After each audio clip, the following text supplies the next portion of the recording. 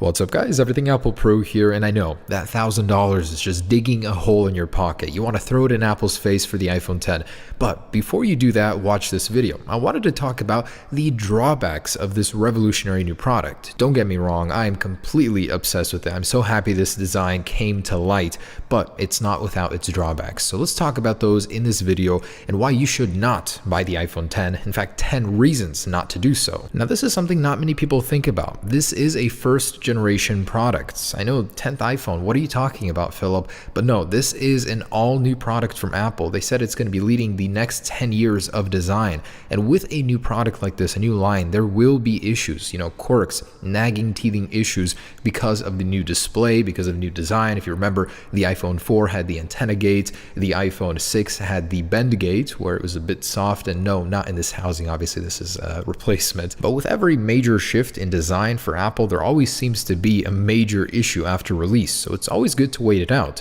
Now, for example, for me personally, when you're getting a new car, a new platform that has just been developed, there always seems to be a major issue with it. For me, it was the oil consumption on my A4 fixed in the next year's model. And oh boy, this one does not need to be said, the price. The number one reason why most people will not be buying the iPhone X. But it's just ridiculous how expensive this thing has got, and by buying it, you're basically telling Apple that that's okay, and really, I don't think it is. I think it's a little bit overpriced for what it is. The competitors have very similar displays at a lower price point, because that's essentially what you're paying for with the iPhone X, the display. And I think it's completely ridiculous to pay $150 just to go from 64 to 256 gigabytes in a phone. I know there is a NAND flash storage shortage that was created by the iPhone X, but wow, that is just ridiculous. And say you get the entry-level iPhone X with 64 gigabytes. For a phone so capable, so full of so much fun stuff you want to do with that camera, how is it going to last? I think that's just not enough storage for the base model. And I know Apple has the new video and photo codecs to take up less storage on your device. There's iCloud storage if you really need it,